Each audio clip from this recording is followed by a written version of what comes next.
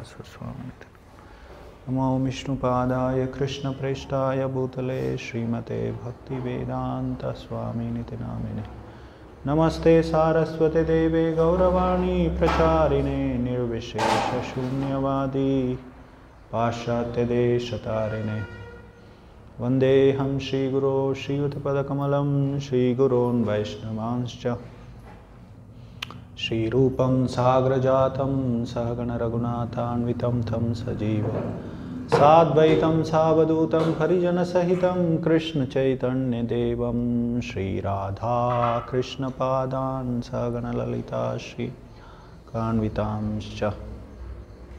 जय श्री कृष्ण चैतन्य प्रभु नित्यानंद श्री अद्वैत गदाधर शिवासदि गौर भक्तवृंद हरे कृष्णा कृष्ण कृष्ण हरे हरे हरे राम राम राम हरे हरे साधु साधु हरे कृष्ण। हिंदी अनुवाद चाहिए ना? ठीक है, करेंगे। कल हम लोगों ने हिंदी में प्रवचन किया राधा रानी के बारे ನೀವು ಮುಂದೆ ಬನ್ನಿ ಎಲ್ಲರೂ ಸ್ವಲ್ಪ ನಾನು ನೋಡಿ ಹೆದರ್ತಾ ಇಲ್ಲಲ್ಲ so you do that speaker if you want you can keep front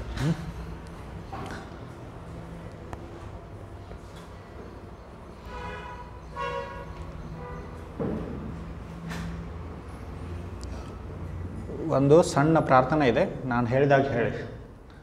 ತಪ್ತ Kanchana ಗೌರಾಂಗಿ ತಪ್ತ Kanchana ಗೌರಾಂಗಿ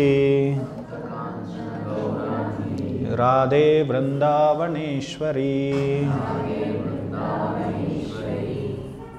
Radhe ವೃಂದಾವನೇಶ್ವರಿ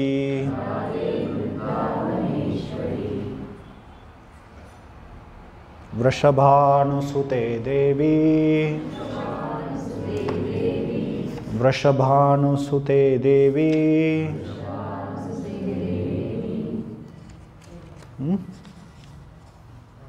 then प्रणमामि हरिप्रिये प्रणमामि हरिप्रिये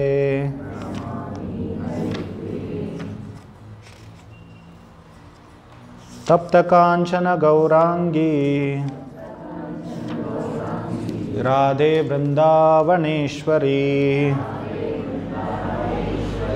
वृषभानुसुते देवी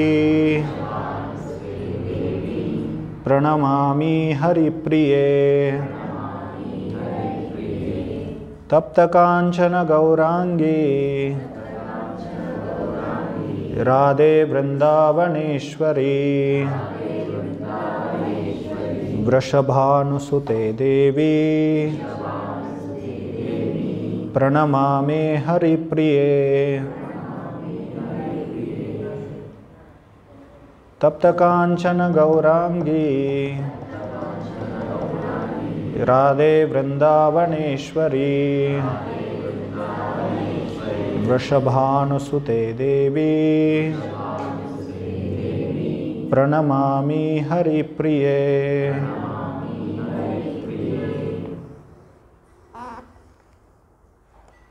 ಹರೇ ಕೃಷ್ಣ. ಸೊ ಇಂದು ಇವತ್ತಿನ ದಿನ ಶ್ರೀಮತಿ ರಾಧಾರಾಣಿಯವರ ಆವಿರ್ಭಾವ ದಿನ, ರಾಧಾಷ್ಟಮಿ ಅಂತ ಹೇಳ್ತೇವೆ.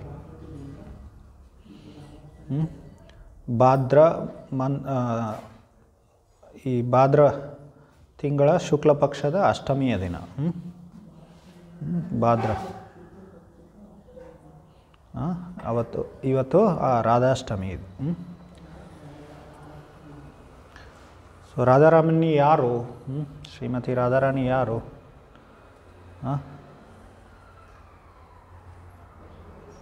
ಕೃಷ್ಣ ಅಂದರೆ ಭಗವಂತನ ಅನಂತ ಶಕ್ತಿಗಳಿದೆ. ಭಗವಂತ ಶಕ್ತಿಮಾನ್, ಕೃಷ್ಣ ಶಕ್ತಿಮಾನ್.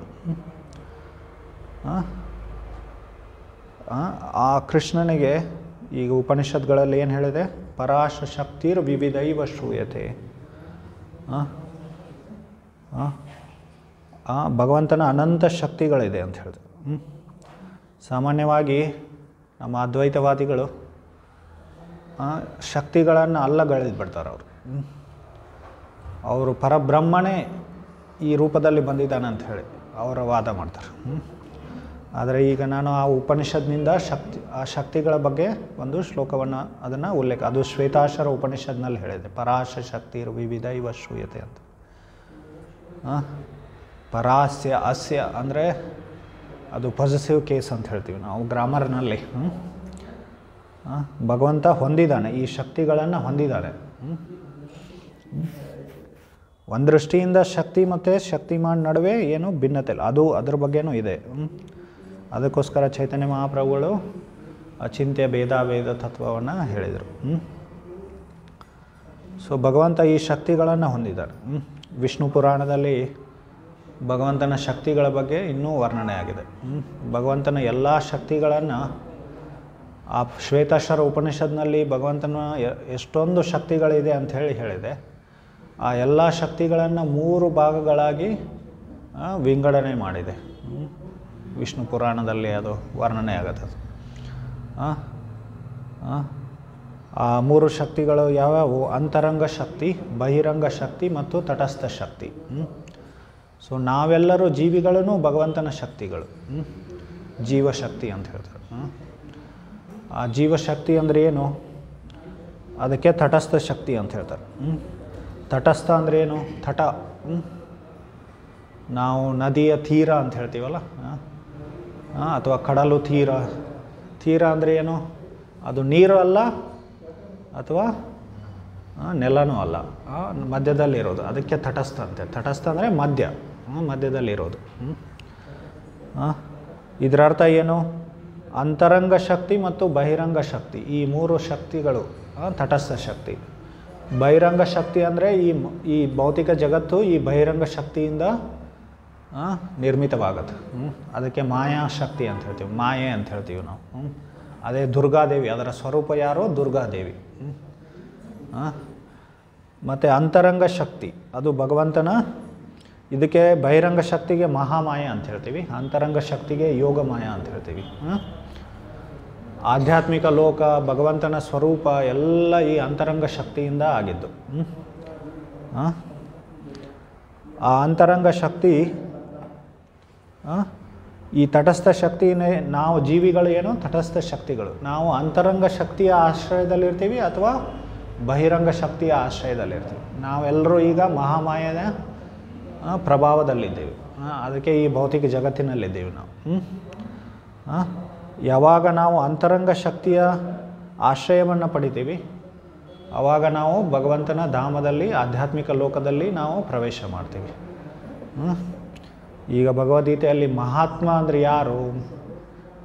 ಮಹಾತ್ಮ ಅನಸ್ತು ಮಾಂ ಪಾರ್ಥ ದೈವೀಂ ಪ್ರಕೃತಿಮಾಶ್ರಿತ. ದೈವೀಂ ಪ್ರಕೃತಿಮಾಶ್ರಿತ. ಮಹಾತ್ಮರು ಏನು? ದೈವಿ ಪ್ರಕೃತಿಯ ಆಶ್ರಯದಲ್ಲಿರ್ತಾರೆ. ನಾವು ಯಾವ ಶಕ್ತಿಯ ಆಶ್ರಯದಲ್ಲಿದ್ದೀವಿ?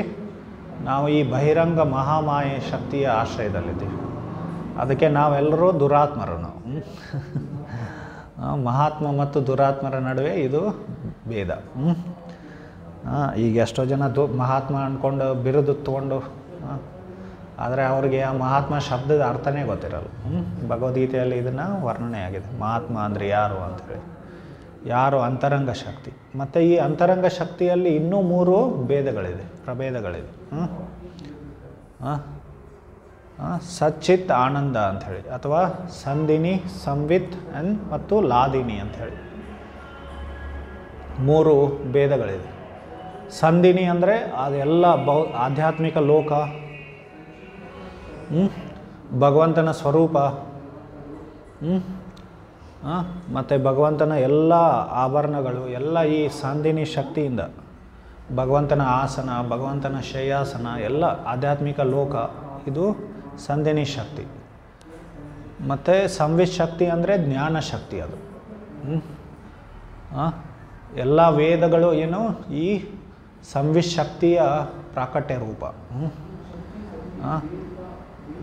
ವೇದ ಜ್ಞಾನ ಅದು ಮಾನವ ನಿರ್ಮಿತ ಅಲ್ಲ. ವೇದ ಜ್ಞಾನ ಅದು ಭಗವಂತನ ಶಕ್ತಿ, ಅದು ಜ್ಞಾನ ಶಕ್ತಿ ಅಂತ ಹೇಳ್ತೀವಿ.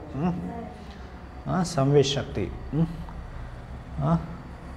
ಭಗವಂತ ಈ ಶಕ್ತಿಯ ಕಾರಣಕ್ಕೋಸ್ಕರ ಭಗವಂತ ಎಲ್ಲವನ್ನ ಅವನು ಸರ್ವಜ್ಞನು. ಅವನು ಭಗವಂತ ಯಾಕೆ ಸರ್ವಜ್ಞ? ಅವನು ಎಲ್ಲವನ್ನ ತಿಳಿದವನು. ಯಾಕೆ ಅವನು? ಯಾಕಂದರೆ ಅವನಲ್ಲಿ ಈ ಸಂವಿತ್ ಶಕ್ತಿ ಇರುತ್ತೆ. ಏತೆ ಜನ್ಮಾದ್ಯಸ್ಯತಃ ಇತರಶ್ಚಾರ್ಥೇಶು ಅಭಿಜ್ಞಾ ಸ್ವರಾಟ್. ಅಭಿಜ್ಞಾ ಅಂತ ಹೇಳಿದ್ದಾರೆ. ಏನು? ಇದು ಭಾಗವತದ ಮೊದಲನೇ ಶ್ಲೋಕ, ಮಂಗಲ ವಾಕ್ಯ. ಭಗವಂತ ಈ ಸೃಷ್ಟಿಯನ್ನು ಎಲ್ಲವನ್ನ ತಿಳ್ಕೊಂಡಿರ್ತಾನೆ ಅವನು. ಅಭಿಜ್ಞ ಅವನು. ಸೃಷ್ಟಿಯಲ್ಲಿ ಏನೇನು ಮೂಲೆಗಳಲ್ಲಿ ಏನೇನು ಆಗ್ತಾಯಿದೆ, ಮತ್ತು ನಮ್ಮ ಹೃದಯದಲ್ಲಿ ಇದ್ಕೊಂಡು ಅವನು ಅಂತರ್ಯಾಮಿಯಾಗಿ ಎಲ್ಲವನ್ನ ತಿಳ್ಕೊಂಡಿರ್ತಾನೆ. ನಮಗೆಲ್ಲರಿಗೂ ಜ್ಞಾನ ಬರೋದಂದರೆ ಈ ಭಗವಂತನಿಂದ, ಈ ಶಕ್ತಿಯಿಂದ, ಸಂವಿತ್ ಶಕ್ತಿಯಿಂದ.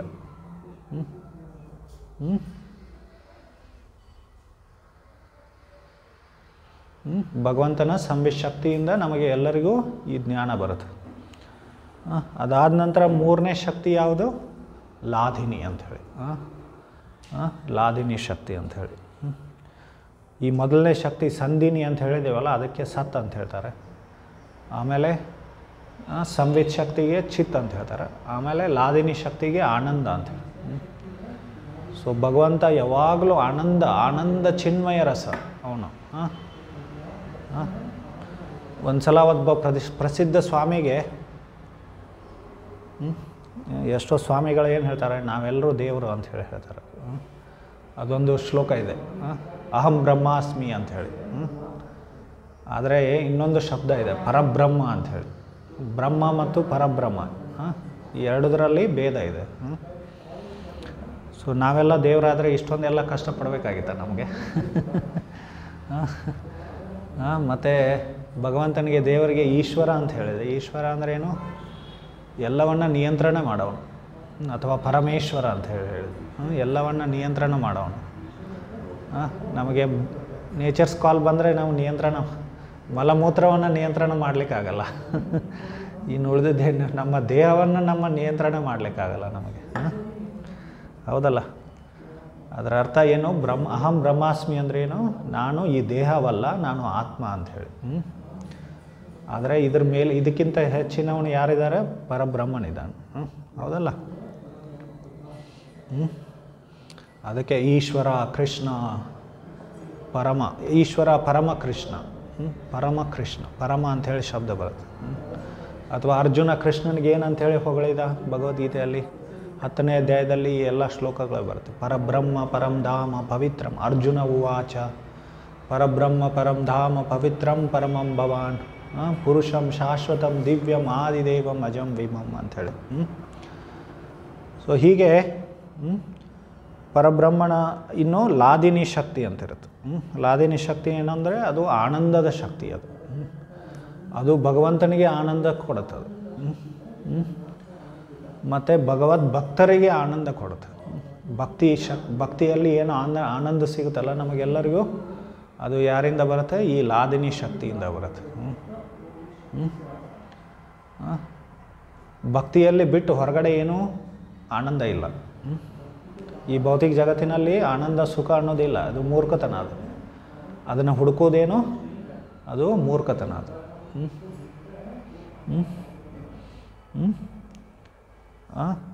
ಯಾಕಂದರೆ ನಾವು ಸರಿಯಾಗಿ ವಿಶ್ಲೇಷಣೆ ಮಾಡಿದರೆ ನಮಗೆ ಗೊತ್ತಾಗುತ್ತೆ ಈ ಜಗತ್ತಿನಲ್ಲಿ ಏನೋ ಸುಖ ಅನ್ನೋದು ಇಲ್ಲ ಅಂಥೇಳಿ. ಸ್ವಲ್ಪ ಚಿಂತನೆ ಮಾಡಿದರೆ ಸಾಕು. ಅದಕ್ಕೇನು ದೊಡ್ಡ ಏನು ಬುದ್ಧಿವಂತಿಕೆ ಅವಶ್ಯಕತೆ ಇಲ್ಲ. ಸ್ವಲ್ಪ ಚಿಂತನೆ ಮಾಡಿದರೆ. ಆದರೆ ಅಷ್ಟು ಚಿಂತನೆ ಮಾಡುವಷ್ಟು ಅದಕ್ಕೆ ಕಾಮನ್ ಸೆನ್ಸ್ ಅಂತ ಹೇಳ್ತಾರೆ. Common sense is not common ಅಂಥೇಳಿ. ಕಾಮನ್ ಸೆನ್ಸ್ ಅದು ಎಲ್ಲರಲ್ಲಿ ಇರಬೇಕದು. ಆದರೆ ಅಷ್ಟು ಎಲ್ಲರಲ್ಲಿ ಇರಲ್ಲ ಅದು. ಅದೇ ಸಮಸ್ಯೆ ಈ ಜಗತ್ತಿನಲ್ಲಿ. ಇದ್ರ ಬಗ್ಗೆ ಬುದ್ಧ ನಿಮ್ಗೆ ಗೊತ್ತಲ್ಲ, ಬುದ್ಧನ ಬಗ್ಗೆ ನಿಮ್ಗೆ ಇತಿಹಾಸ ತಿಳ್ಕೊಂಡ್ರೆ, ಬುದ್ಧನ ಚರಿತ್ರೆ ತಿಳ್ಕೊಂಡ್ರೆ ಅವನು ಕಾಮನ್ ಸೆನ್ಸ್ ಯೂಸ್ ಮಾಡಿದ್ದು. ನೋಡಿದ ಜಗತ್ತಿನಲ್ಲಿ ಏನು ದುಃಖ ಇದೆ ಅಂಥೇಳಿ, ಅದಕ್ಕೆ ಅವನ ಮನೆ ಬಿಟ್ಬಿಟ್ಟ, ಹೋಗ್ಬಿಟ್ಟ ಅವನು. ಸೊ ಭಗವದ್ಭಕ್ತಿಯನ್ನು ಬಿಟ್ಟು ಅಂದರೆ ಆಧ್ಯಾತ್ಮಿಕ, ಈ ಭೌತಿಕ ಜಗತ್ತಿನಲ್ಲಿ ಸುಖ ಇಲ್ಲಂದರೆ ಆಧ್ಯಾತ್ಮಿಕ ಜಗತ್ತಿನಲ್ಲಿ ಅಥವಾ ಆಧ್ಯಾತ್ಮಿಕ ಜೀವನದಲ್ಲಿ ಏನು ಅಥವಾ ಆಧ್ಯಾತ್ಮಿಕ ವಾತಾವರಣದಲ್ಲಿ ನಮಗೆ ಆನಂದ ಸಿಗುತ್ತೆ. ಭಾಗವತದಲ್ಲಿ ಏನು ಹೇಳಿದೆ, ಏನಂತ ಹೇಳಿದೆ? ನಾಯಂ ದೇಹ ಬಾಜಾನ್ ರಲೋಕೆ ಕಷ್ಟಾನ್ ಕಾಮಾನ್ ಅರ್ಹತೆ ವಿಡ್ಭುಜಾಮೆ ತಪೋ ದಿವ್ಯಂ ಪುತ್ರಕಾಯೇನ ಸತ್ವೇತ ಶುದ್ಧಂ ತಪೋ ದಿವ್ಯಂ ಪುತ್ರಕ ಶುದ್ಧೇತ ಸತ್ವಂ ಬ್ರಹ್ಮ ಸೌಖ್ಯಂ ತ್ವನಂತಂ ಅಂಥೇಳಿ ಹೇಳಿದೆ. ಈ ಶ್ಲೋಕ ಹೇಳಿದ್ದು ವೃಷಭದೇವ ಅಂಥೇಳಿ. ವೃಷಭದೇವ ಅವನು ತನ್ನ ಮಕ್ಕಳಿಗೆ ಹೇಳ್ತಾ ಇದ್ದಾನೆ. ವೃಷಭದೇವನ ಒಬ್ಬ ಮಗ ಯಾರು? ಭಾರತ. ಅವನ ಹೆಸರಿನಲ್ಲೇ ಭಾರತ ಅಂಥೇಳಿ ಈ ದೇಶಕ್ಕೆ ಬಂದಿತ್ತು. ಮೊದಲು ಭರತನ ಆಳ್ವಿಕೆಯ ಮುಂಚೆ ಈ ದೇಶಕ್ಕೆ ಇಲಾವೃತ, ಈ ದೇಶ ಅಂದರೆ ಪೂರ ಈ ಪೃಥ್ವಿಗೆ, ಭೂಮಿಗೆ, ವಿಶ್ವಕ್ಕೆಲ್ಲ ಇಲಾವೃತ ವರ್ಷ ಅಂತ ಹೇಳ್ತಾ ಇದ್ರು. ಅದಾದ ನಂತರ ಭರತ ವರ್ಷ ಅಂಥೇಳಿ ಹೆಸರು ಬಂತು. ಪೂರಾ ವಿಶ್ವಕ್ಕೆ ಭರತ ವರ್ಷ ಅಂತ ಹೇಳ್ತಿದ್ರು. ಈಗ ಇಂಡಿಯಾನೋ ಇರಬೇಕೋ ಭಾರತ ಇರಬೇಕೋ ಅಂಥೇಳಿ ಜಗಳ ಮಾಡ್ತಾ ಇದ್ದಾರಲ್ಲ ರಾಜಕಾರಣಿಗಳು. ಈ ಮೂರ್ಖರಿಗೆ ಇವ್ರ ಇತಿಹಾಸನೇ ಗೊತ್ತಿಲ್ಲ. ಮುಂಚೆ ಈ ಪೂರಾ ವಿಶ್ವಕ್ಕೇನೆ ಭರತ ಅಂಥೇಳಿ ಹೇಳ್ತಾಯಿದ್ರು. ಭರತ ವರ್ಷ ಅಂತ ಹೇಳ್ತಾಯಿದ್ರು ಅಥವಾ ಭಾರತ ಅಂತ ಹೇಳ್ತಾಯಿದ್ರು. ಯಾಕಂದರೆ ಹಿಂದಿನ ರಾಜರೆಲ್ಲ ವಿಶ್ವವನ್ನೇ ಅವರು ಆಳ್ತಾಯಿದ್ರು, ಅವರು ವಿಶ್ವದ ಸಾಮ್ರಾಟರಾಗಿದ್ದರು. ಆಮೇಲೆ ಬೇರೆ ಬೇರೆ ದೇಶಗಳು ಹುಟ್ಕೊಂಡ್ರು. ಈಗ ಒಂದು 70 ವರ್ಷ ಹಿಂದೆ ಇಲ್ಲೂ ಇನ್ನೊಂದು ಪಾಕಿಸ್ತಾನ ಅಂತ ಹೇಳಿ ಹುಟ್ಕೊಳ್ತಲ್ಲ. ಅದಕ್ಕಿಂತ ಮುಂಚೆ ಪಾಕಿಸ್ತಾನ ಇರಲಿಲ್ಲ, ಹೌದಲ್ಲ? ಅದೇ ಥರ ಮುಂಚೆ ಒಂದೇ ದೇಶ ಇತ್ತು. ಚಿಕ್ಕ ಚಿಕ್ಕ ರಾಜರು ಇರ್ತಿದ್ರು, ಆದರೆ ವಿಶ್ವಕ್ಕೆಲ್ಲ ಒಬ್ಬೇ ಸಾಮ್ರಾಟ ಇರ್ತಿದ್ದು, ಚಕ್ರವರ್ತಿ ಅಂತ ಹೇಳ್ತಿದ್ವಿ. ಸೊ ಹೀಗೆ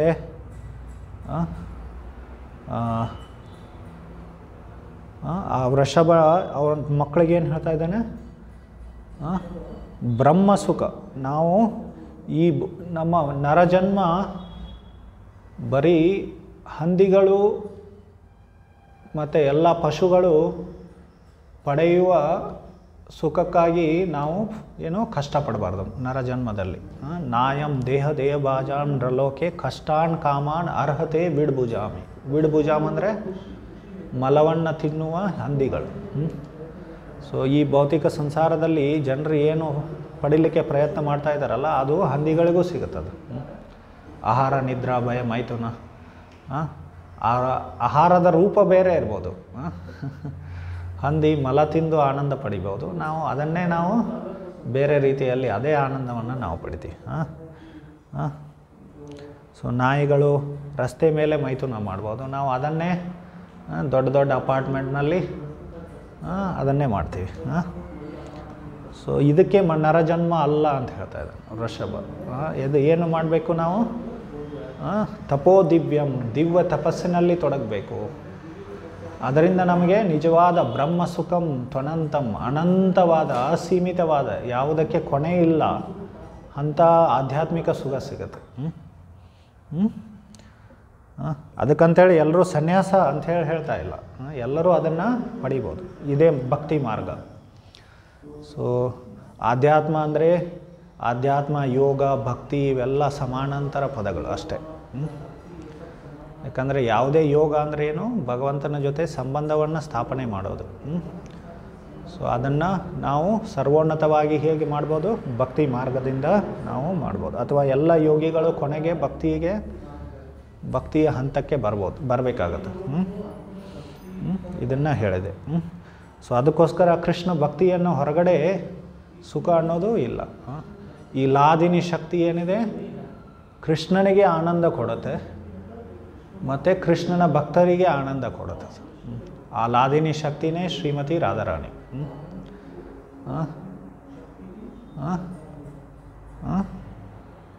ನಮ್ಮೆಲ್ಲರಿಗೂ ಆನಂದ ಕೊಡೋದು ಯಾರು? ಶ್ರೀಮತಿ ರಾಧಾರಾಣಿ. ಅದಕ್ಕೋಸ್ಕರ ನಾವು ಏನು ಮಾಡ್ತೀವಿ ಯಾವಾಗಲೂ ಈ ಲಾದಿನಿ ಶಕ್ತಿನೇ ಬೇರೆ ಬೇರೆ ರೂಪದಲ್ಲಿ ಪ್ರಕಟವಾಗುತ್ತೆ. ಸೀತಾ, ಲಕ್ಷ್ಮೀ, ಇವರೆಲ್ಲರೂ ಯಾರು? ಭಗವಂತನ ಲಾದಿನಿ ಶಕ್ತಿ, ಅಥವಾ ನಾವು ಅಂತರಂಗ ಶಕ್ತಿನೂ ಅಂತ ಹೇಳ್ಬೋದು. ಈ ಭೌತಿಕ ಜಗತ್ತಿನಲ್ಲಿ ಅದೇ ಶಕ್ತಿ ಮಹಾಮಾಯೆ ರೂಪದಲ್ಲಿ ಪ್ರತ್ಯಕ್ಷವಾಗಿ ಎಲ್ಲರಿಗೆ ಏನು ತ್ರಿವಿಧ ತಾಪವನ್ನು ಕೊಡುತ್ತೆ. ದುರ್ಗಾದೇವಿ ಹತ್ರ ಏನಿರುತ್ತೆ? ತ್ರಿಶೂಲ ಇರುತ್ತಲ್ಲ, ತ್ರಿಶೂಲ ಅಂದರೆ ಏನು? 3 ಪ್ರಕಾರದ ತಾಪಗಳು. ತಾಪ ಅಂದರೆ ಶೋಕ, ದುಃಖ, ಕಷ್ಟಗಳು. 3 ಪ್ರಕಾರದ ಕಷ್ಟಗಳಂದ್ರೆ ಯಾವುದು? ಆದಿ ಆತ್ಮಿಕ, ಆದಿ ಭೌತಿಕ ಮತ್ತು ಆದಿ ದೈವಿಕ. ಈ ದುರ್ಗಾದೇವಿಯ ನೀವು ಏನು ಮಾಡ್ಬೋದು? ಗೌರಿ ಪೂಜೆ ಮಾಡ್ಬೋದು. ಆದರೆ ಅವಳೇನು ಮಾಡ್ತಾಳೆ? ನಿಮಗೆ ಬರೀ ಕಷ್ಟ ಕೊಡ್ತಾಳೆ. ತ್ರಿಶೂಲದಿಂದ ತನ್ನ ಭಕ್ತರನ್ನೇ ಕೊಂದು ಹಾಕ್ತಾಳೆ ಅವಳು. ಅದೇ ಅವಳ ಕೆಲಸ. ಭಗವಂತನಾದ ಅವಳಿಗೆ ಏನು ಆ ಕೆಲಸ ಕೊಟ್ಟಿದ್ದಾನೆ. ಜನರಿಗೆ ಕಷ್ಟ ಕೊಡೋದು, ಜನರನ್ನು ಕೊಂದು ಹಾಕೋದು. ಅದು ಅವಳ ಕೆಲಸ. ನೀವು ಎಷ್ಟೇ ಭಕ್ತಿ ಮಾಡಿ ಅವ್ರದ್ದು ಅವಳು ಬಿಡಲ್ಲ ನಿಮ್ಮನ್ನು. ಯಾಕಂದರೆ ಅದು ಒಂದು ಥರ ನಮ್ಮ ಮೇಲೆ ದಯೆ ಅಥವಾ ಕೃಪೆ. ಅದು ಹೇಗೆ ಕೃಪೆ ಅಂದರೆ ಏನು? ಈ ಭೌತಿಕ ಜಗತ್ತಿನಲ್ಲಿ ನೀವು ಇರಬೇಡಿ, ಇಲ್ಲಿ ಇದನ್ನು ಬಿಟ್ಟು ಹೋಗಿ ಅಂಥೇಳಿ ಅವಳು ನಿಮಗೆ ಏನು ಮಾಡ್ತಿರ್ತಾಳೆ? ಅವಳು ತೊಂದರೆ ಕೊಡ್ತಾ ಇರ್ತಾಳೆ. ಈ ಜಗತ್ತಿನಲ್ಲಿ ಕಷ್ಟ ಬರೋದು ಒಂಥರ ದಯೆ, ಅದು ಕರುಣೆ. ಅದು ದುರ್ಗಾದೇವಿಯ ಕೃಪೆ ಅದು. ಅವಳೇನು ಮಾಡ್ತಿರ್ತಾಳೆ? ಅವಳು ನಮಗೆ ಈ ಥರ ಕಷ್ಟವನ್ನು ಕೊಡ್ತಾ ಇರ್ತಾಳೆ ಅವಳು ಯಾವಾಗಲೂ. ಆದಿ ಆತ್ಮಿಕ 3 ತ್ರಿಶೂಲ ಅಂದರೆ ಏನದು? ಆದಿ ಆತ್ಮಿಕ, ಆದಿ ದೈವಿಕ ಮತ್ತು ಆದಿ ಭೌತಿಕ ಕ್ಲೇಶ. ಆದಿ ಆತ್ಮಿಕ ಅಂದರೆ ಏನು? ನಮ್ಮ ದೇಹ ಮತ್ತು ಮನಸ್ಸಿನಿಂದ ನಮಗೆ ಏನು ತೊಂದರೆಗಳು ಬರ್ತಾವಲ್ಲ, ಅದಕ್ಕೆ ಆದಿ ಆತ್ಮಿಕ ಕ್ಲೇಶ ಅಂತ ಹೇಳ್ತಾರೆ. ಆದಿ ಭೌತಿಕ ಕ್ಲೇಶ ಅಂದರೆ ಯಾವುದು? ಬೇರೆ ಜೀವಿಗಳಿಂದ ನಮಗೆ ಏನು ತೊಂದರೆಗಳು ಬರುತ್ತಲ್ಲ, ಅದು ಆದಿ ಭೌತಿಕ ಕ್ಲೇಶ. ಬೇರೆ ಜೀವಿಗಳಂದ್ರೆ ಏನು? ನಿಮ್ಮ ಶತ್ರುಗಳು ನಿಮಗೆ ತೊಂದರೆ ಕೊಡ್ಬೋದು, ಅಥವಾ ಒಂದು ಸೊಳ್ಳೆ ನಿಮಗೆ ತೊಂದರೆ ಕೊಡ್ಬೋದು, ಅಥವಾ ನಮ್ಮ ಸಂಬಂಧಿಕರು ನಮಗೆ ತೊಂದರೆ ಕೊಡ್ಬೋದು. ಹೆಂಡತಿ, ಮಕ್ಕಳು, ಗಂಡ ನಮಗೆ ತೊಂದರೆ ಕೊಡ್ಬೋದು. ಇದು ಆದಿ ಭೌತಿಕ ಕ್ಲೇಶ ಅಂತ ಹೇಳ್ತೀವಿ. ಆಮೇಲೆ ಆದಿ ದೈವಿಕ ಕ್ಲೇಶ ಅಂದರೆ ದೇವಿ ದೇವತೆಗಳಿಂದ ನಮಗೆ ತೊಂದರೆಗಳು, ಅಥವಾ ನ್ಯಾಚುರಲ್ ಡಿಸಾಸ್ಟರ್ಸ್ ಅಂತೀವಲ್ಲ ನಾವು, ಅದೆಲ್ಲ ಭೂಕಂಪ ಅಥವಾ ಜ್ವಾಲಾಮುಖಿ ಹೀಗೆ, ಅಥವಾ ತುಂಬ ಶೀತ, ಉಷ್ಣ, ಇವೆಲ್ಲ ತುಂಬ ಮಳೆ ಬರೋದು ಅಥವಾ ಮಳೆ ಬರದೇ ಇರೋದು. ಸೊ ಇವೆಲ್ಲ ಆದಿ ದೈವಿಕ ಕ್ಲೇಶಗಳು. ತ್ರಿಶೂಲ ಅಂದರೆ ತ್ರಿಶೂಲ ಅದರ ಪ್ರತೀಕ. ಅದು ಈ 3 ಥರ ಕ್ಲೇಶಗಳು ಏನು? ತ್ರಿಶೂಲ. ದುರ್ಗಾದೇವಿ ಮತ್ತು ಅವಳ ಗಂಡ ಯಾರು? ಶಿವ. ಯಾವಾಗಲೂ ತ್ರಿಶೂಲ ಹೇಳ್ಕೊಂಡಿರ್ತಾರಲ್ಲ, ಅದೆಲ್ಲ ನಿಮಗೆ ತೊಂದರೆ ಕೊಡಲಿಕ್ಕೆ. ನಿಮಗೆ ಅಂದರೆ ಎಲ್ಲರಿಗೂ, ನಮ್ಮೆಲ್ಲ ಯಾರ್ಯಾರು ಭೌತಿಕ ಜಗತ್ತಿನಲ್ಲಿ ಇದ್ದಾರಲ್ಲ ಅವ್ರಿಗೆ ತೊಂದರೆ ಕೊಡಲಿಕ್ಕೆ.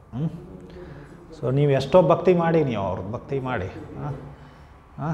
ಅವರು ನಿಮಗೆ ಯಾವಾಗಲೂ ತೊಂದರೆ ಕೊಡ್ತಾ ಇರ್ತಾರೆ. ಅದು ಒಂದು ದಯೆ, ಅದು ಕೃಪೆ, ನಮ್ಮ ಮೇಲೆ ಕೃಪೆ. ಯಾಕಂದರೆ ಈ ಭೌತಿಕ ಜಗತ್ತಿನಲ್ಲಿ ಇರಬೇಡ, ಇದನ್ನು ಬಿಟ್ಟು ಹೋಗು ಅಂಥೇಳಿ. ಇದು ದುಃಖಾಲಯ. ಇದು ಕೃಷ್ಣ ಭಗವದ್ಗೀತೆಯಲ್ಲಿ ಹೇಳಿದ್ದಾನೆ, ದುಃಖಾಲಯಂ ಶಾಶ್ವತಂ ಅಂತ. ಸೊ ಅದಕ್ಕೋಸ್ಕರ ನಮಗೆ ಆನಂದ ಬೇಕಂದರೆ ನಾವು ಕೃಷ್ಣ ಭಕ್ತಿಯಲ್ಲಿ ತೊಡಗಬೇಕು.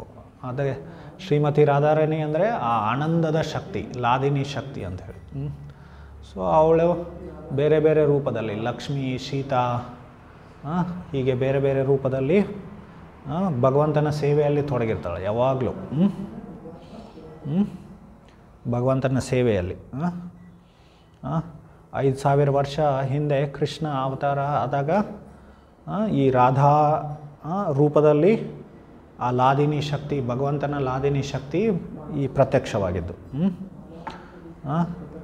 ಇಲ್ಲಿ ನಾವು ಆ ಶ್ಲೋಕ ಅಥವಾ ಮಂತ್ರವನ್ನು ನಾವು ಹೇಳಿದ್ದೀವಿ ಅಲ್ಲ, ಪ್ರಣಾಮ ಮಂತ್ರವನ್ನು. ಶ್ರೀಮತಿ ರಾಧಾರಾಣಿ ಅವರಿಗೆ ಪ್ರಣಾಮ ಮಂತ್ರ ಯಾವುದು? ತಪ್ತ ಕಾಂಚನ ಗೌರಾಂಗಿ ರಾಧೆ ವೃಂದಾವನೇಶ್ವರಿ ವೃಷಭಾನುಸುತೆ ದೇವಿ ಪ್ರಣಮಾಮಿ ಹರಿಪ್ರಿಯೆ ಅಂಥೇಳಿ ನಾವು ಹೇಳಿದ್ವಿ. ಏನದು? ತಪ್ತ ಕಾಂಚನ ಗೌರಾಂಗಿ ಅಂಥೇಳಿ. ಅಂಗಿ, ಅಂಗಿ ಅಂದರೆ ಏನು? ಅದು ಸ್ತ್ರೀಲಿಂಗ. ಅಂಗ, ಅಂಗಿ ಅಂಥೇಳಿ. ಅವಳ ದೇಹದ ಕಾಂತಿ ಏನು? ತಪ್ತ ಕಾಂಚನ ಗೌರ. ಗೌರ ಅಂದರೆ ಇದು ಬಂಗಾರದ ಬಣ್ಣ. ಬಂಗಾರದ ಬಣ್ಣ ಅಂದರೆ ಹೇಗೆ? ಆ ಬಂಗಾರ ಲಿಕ್ವಿಡ್ ಫಾರ್ಮ್ನಲ್ಲಿದ್ದಾಗ ನೀವು ಅದನ್ನು ಬಂಗಾರವನ್ನು ಅದನ್ನು ಸುಟ್ಟರೆ ಏನಾಗ್ಬಿಡುತ್ತೆ? ಅದು ದ್ರವ ರೂಪದಲ್ಲಿ ಆಗುತ್ತೆ. ಅದು ಆ ದ್ರವ ರೂಪದಲ್ಲಿ ಬಂದಾಗ ಇನ್ನೂ ಅದರ ಹೊಳಪು, ಅದರ ಕಾಂತಿ ಅಥವಾ ಹೊಳಪು ಏನೋ ಇನ್ನೂ ಹೆಚ್ಚಿಗೆ ಆಗತ್ತೆ ಅದು. ಸೊ ಈ ಶ್ರೀಮತಿ ರಾಧಾರಾಣಿಯ ಬಣ್ಣ ಕಾಂತಿ ಹೇಗಿದೆ? ಈ ದ್ರವ ರೂಪದಲ್ಲಿರುವ ಬಂಗಾರದ ಕಾಂತಿ ಅದು. ತಪ್ತ ಕಾಂಚನ ಗೌರಾಂಗಿ ರಾಧೆ ಗೌರಾಂಗಿ ಅಂಥೇಳಿ. ಚೈತನ್ಯ ಮಹಾಪ್ರಭುಗಳಿಗೆ ಗೌರಾಂಗ ಅಂತ ಹೇಳ್ತೀವಿ ನಾವು. ಗೌರಾಂಗ ಅಂಥೇಳಿ ಒಂದು ಹೆಸರು, ಗೌರಾಂಗ ಮಹಾಪ್ರಭು ಅಂಥೇಳಿ ಚೈತನ್ಯ ಮಹಾಪ್ರಭುಗಳು. ಯಾಕೆ? ಚೈತನ್ಯ ಮಹಾಪ್ರಭು ಕೃಷ್ಣನೇ, ಆದರೆ ಶ್ರೀಮತಿ ರಾಧಾರಾಣಿಯ ಭಾವ ಮತ್ತು ಕಾಂತಿಯನ್ನು ಪಡೆದುಕೊಂಡು ಅವತಾರ ಆಗಿದ್ದು. ರಾಧಾಭಾವ ದ್ಯುತಿ ಸುವಲಿತಂ ನವಮಿ ಕೃಷ್ಣ ಸ್ವರೂಪಂ ಅಂಥೇಳಿ ಅವ್ರ ಬಗ್ಗೆ ಹೇಳಿದೆ. ಏನಂಥೇಳಿ? ರಾಧಾಭಾವ ಮತ್ತು ದ್ಯುತಿ ಅಂದರೆ ಬಣ್ಣ, ಕಾಂತಿ. ಇವೆರಡನ್ನು, ರಾಧಾರಾಣಿಯ ಭಾವ ಮತ್ತು ಕಾಂತಿಯನ್ನು ತೆಗೆದುಕೊಂಡು ಕೃಷ್ಣ ಅವತರಿಸಿದ್ದು. ಯಾಕೆ ಅಂದರೆ ಶ್ರೀಮತಿ ರಾಧಾರಾಣಿಯ ಕೃಷ್ಣನ ಪ್ರತಿ ಹೇಗೆ ಭಕ್ತಿ, ಸೇವೆ, ಆ ಭಾವ, ಭಕ್ತಿ ಭಾವ ಹೇಗಿದೆ, ಅವಳಲ್ಲಿ ಕೃಷ್ಣನ ಪ್ರತಿ ಎಷ್ಟೊಂದು ಆಕರ್ಷಣೆ ಇದೆ, ಅದನ್ನೆಲ್ಲ ತಿಳ್ಕೊಳ್ಳಿಕ್ಕೆ ಕೃಷ್ಣನೇ ಆ ರೂಪದಲ್ಲಿ ಬರ್ತಾನೆ.